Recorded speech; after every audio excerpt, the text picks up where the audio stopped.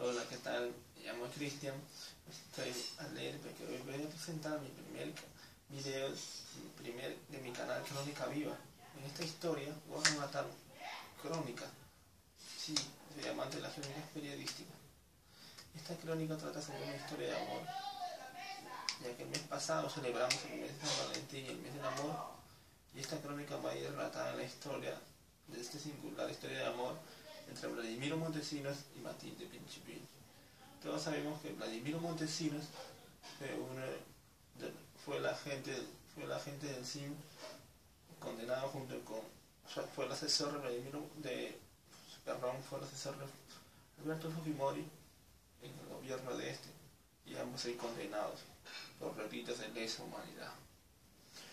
La historia de cómo surgió todo esto es un poco interesante, porque la historia en que descubrieron la corrupción de los famosos casos de los Vladivideos desembocó en la traición que le hizo Matilde Pinchipinchi. Como les decía, el caso de los Vladivideos desembocó en la traición que le hizo Matilde Pinchipinchi a Vladimiro Montesinos, el jefe del CIN en la época del 2000. ¿Sí? La historia empezó en que, ¿cómo se conocieron estos dos personajes? Matilde Pinchipinchi era una trabajadora, una empresaria que vendía joyas. Sí, decían que eran joyas originales de China, cuando en realidad traía de Estados Unidos. Los hacía pasar por aduanas, por Estados, y es como que ella vendía joyas falsas. Lo pasaba por el aeropuerto, chantajeaba a un funcionario, pero luego con el tiempo la policía lo descubrió, lo iban a arrestar. Ella contrató a un abogado. Ese abogado en esa época era el conocido Vladimiro Montesinos. Sí. Él ya era abogado en esa época. Estamos refiriendo a la época del 86. Años antes, él había entrado al ejército y en él había cometido traición a la patria, vendiendo información, con la cual fue condenado. Luego fue liberado años después y estudió Derecho y se volvió abogado. Sí, se le conocía también porque él era abogado de varios narcotraficantes conocidos en esa época. Y así fue como conoció a Matilde Pinchipinchi para defender su caso. Sí, a través de un suegro que también había sido denunciado, un suegro ex militar que tenía conexión con el narcotráfico. Y él lo había presentado a Matilde Pinchipinchi. Bueno, la cosa es que Matilde Pinchipinchi contrató a Montesinos, y Montesinos le ayudó a solucionar su problema para que no entrara a la cárcel, coimiando, comprando al asistente del juez, al juez suplente, perdón.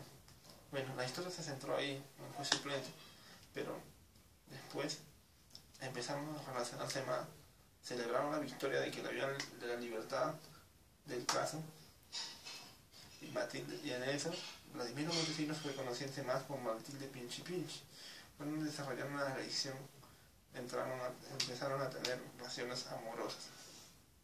Se encontraban en diferentes lugares y Matilde Pinchipinchi decía a ella que ella era lo que pagaba todo, pagaba las comidas, le compraba ropa, le hacía regalos. Estaba muy alegre y estaba muy agradecida por lo que había hecho Montesinos, y ella lo veía como una persona inteligente y que demostraba ser buen abogado. ¿Sí? La relación siguió así hasta que Matilde Pinchipinchi, Vladimiro Montesinos subió al poder junto con Fujimori en el año 90, y ahí todo cambió y él se volvió el jefe del CIM, jefe de Servicio de Inteligencia, y contrajo con ella a Matilde Pinchipinchi para que sea su amante, su mano derecha, su contadora. Ella era la que se encargaba de todo el dinero. Sí, ella se encargaba de todo en el CIM. La historia contó en que seguían viviendo en su romance, estaba ahí escondida porque Montesinos tenía a esa esposa, y eso le dijo Montesinos a Pinchipinchi para que estén, a pesar de que él estaba con su esposa. Incluso Matilde Pinchi Pinchi le vio una vez con su secretaria, que le había engañado a ella. Pero Fujimori seguía, pero disculpe, Montesinos seguía con ella. Me he enredado con esos dos nombres. Montesinos seguía con ella. Porque había sentido una relación. Y decía Pinchi Pinchi, contaba después de que también le contaba sus penas. Sí, hasta le llegó a nombrar, hasta le llegó a decir llorón a Montesinos.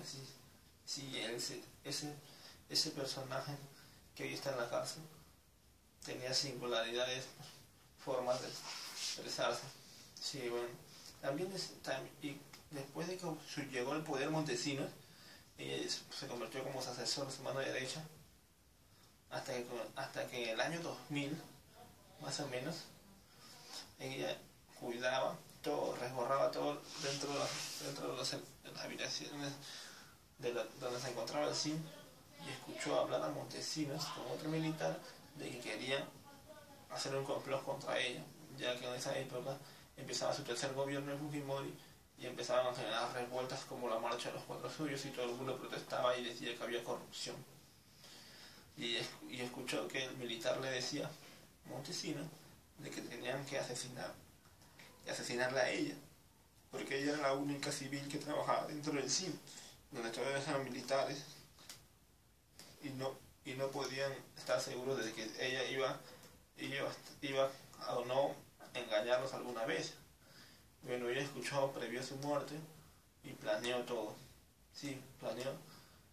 Montesinos, en esa época se escuchó un chongo los Vladivideos en el año 2000, porque Montesinos grababa todo ese chuponeo, toda la gente que compraba, todos los políticos los grababa. Sí, se podría decir que era el primer youtuber peruano que existió. Bueno, ella lo guardaba en maletines grandes. Lo único que tuvo que hacer Pinchi Pinchi fue robarse un cassette, que en esa época grababan eso, un cassette, y guardarlo. Se lo llevó y tenía que darle a alguien de la oposición del parlamento, congresista de la oposición, y hacerlo que lo transmitan. Sí. Bueno, acá lo importante es que ella tuvo que planificarlo de una forma sin que se diera cuenta, y lo hizo antes de que se fueran de viaje a Rusia, por cuestiones de gobierno, para que no sospechara nada, porque tenía miedo de que lo descubrieran, ya que él y ella eran los únicos que podían entrar en esa habitación donde Montesinos guardaba todas sus cosas. ¿Sí?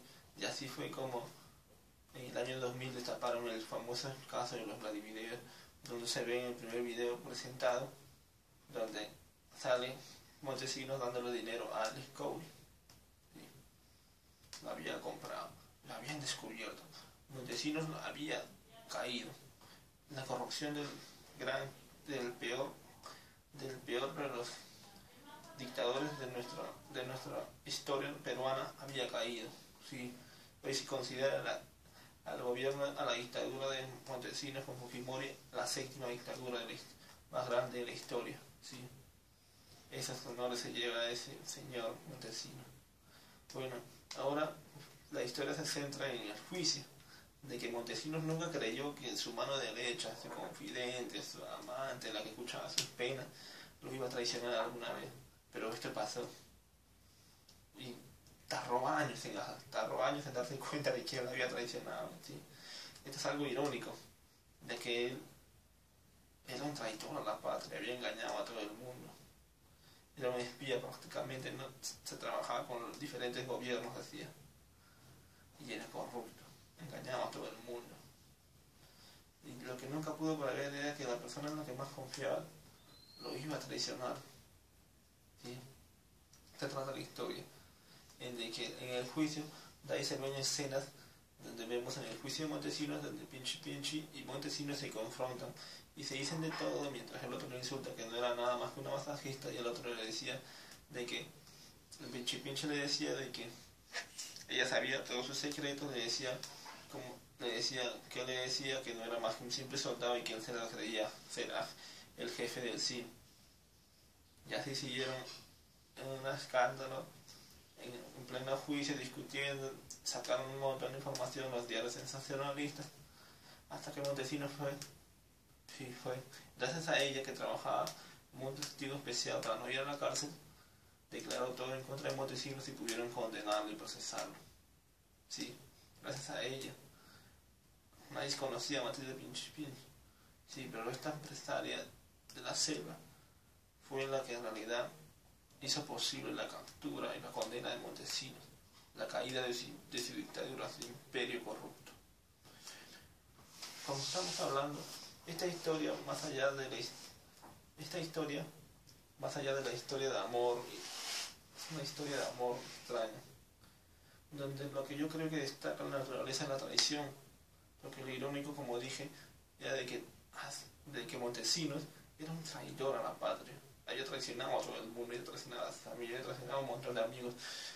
Lo había grabado incluso creo que había grabado con un montón de su gente. Los traicionaba a todos, los tenía espiado a todo el mundo. Pensaba que él lo tenía controlado, pero nunca pensó que la persona que no controlaba, a la persona en quien más confiaba, lo iba a traicionar.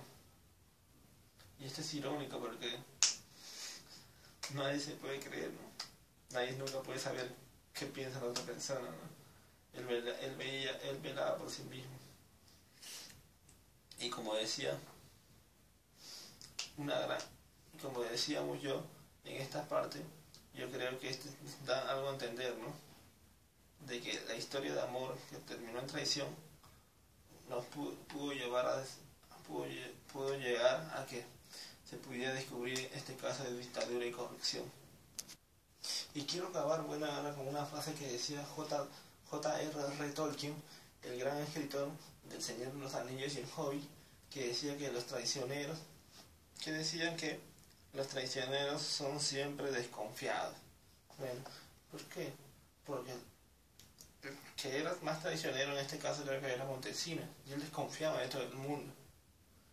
Y en esta también creo que se refiere a Pinche, ya que ella traicionó a la persona en que también confiaba, porque la confianza creo que era mutua, hasta que ella tuvo que velar por su propia vida.